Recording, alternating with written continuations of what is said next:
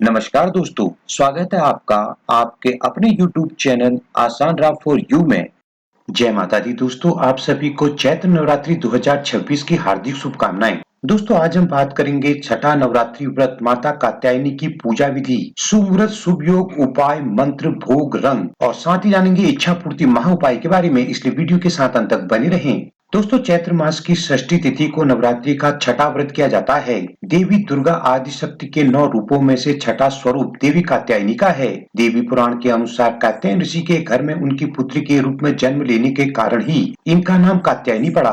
दोस्तों कहा जाता है कि जो भी भक्त नवरात्रि के छठे दिन माता कात्यायनी की पूरे श्रद्धा भाव से पूजा और मंत्र जाप करता है तो माता के आशीर्वाद से उसकी सभी मनोकामनाएं पूरी होती हैं। तो आइए जानते हैं नवरात्रि के छठे व्रत की पूजा विधि, शुभ व्रत, शुभ योग, उपाय, मंत्र, भोग, रंग और कथा के बारे में। सबसे पहले जान लेते हैं देवी कात्यायनी को प्रिय शुभ रंग, भोग, फूल क्या हैं। दोस्तों पुराणों के अनुसार माँ कात्यायनी के स्वरूप की अगर बात करें तो माता का शरीर सोने की तरह सुनहरा और चमकदार है। माता रानी की 4 भुजाएं हैं और माता सिंह पर सवार रहती हैं। दोस्तों माँ अपने एक हाथ में कमल का पुष्प धारण किए हुए हैं। इसके अलावा माता के 2 हाथ वर मुद्रा और अभय मुद्रा में हैं। माता के इस रूप को लाल रंग बेहद ही प्रिय है। दोस्तों माँ का प्रिय पुष्प लाल गुलाब है। आज के दिन माँ को शहद का भोग लगाना चाहिए। दोस्तों माता कात्यायनी की पूजा से भक्तों में अद्भुत शक्ति का संचार होता है। इनकी पूजा से साधक का मन आज्ञा चक्र में स्थित रहता है।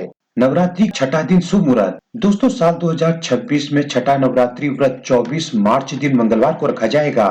षष्ठी तिथि शुरू होगी 23 मार्च की शाम 6:38 से 24 मार्च की शाम 4:48 तक। अभिजीत मुहूर्त रहेगा दोपहर 12:09 से दोपहर 12:57। अमृतकाल मुहूर्त रहेगा सायंकाल 4:06 से सायंकाल 5:35 तक। वहीं ब्रह्म मुहूर्त का समय रहेगा सुबह 4:53 से सुबह 5:41। दोस्तों षष्ठी तिथि के दिन प्रीति, आयुष्मान और सौभाग्य योग रहेगा। इस दिन चैती छठ भी मनाया जाएगा। दोस्तों नवरात्रि के छठे दिन राहु काल का समय रहेगा दोपहर 3:34 से शाम 5:04। अब जान लेते हैं देवी कात्यायनी की पूजा विधि व मंत्र क्या हैं। दोस्तों नवरात्रि के छठे दिन देवी कात्यायनी की पूजा के लिए प्रातः स्नान कर लाल या पीले रंग के वस्त्र धारण करें। गंगा जल से पूजा स्थल को शुद्ध कर लें। अब प्रथम पूज्य गणेश जी व समस्त देवी देवताओं और देवी कात्यायनी का आवाहन कर हाथों में फूल लेकर माँ को प्रणाम कर उनका ध्यान करें। दोस्तों इसके बाद उन्हें पीले फल, फूल, कच्ची हल्दी की गांठ, रोली, सिंदूर और शहद अर्पित करें। अब धूप दीप जलाकर माँ की आरती करें। दोस्तों षष्ठी तिथि के दिन देवी कात्यायनी की पूजा में उनके मंत्र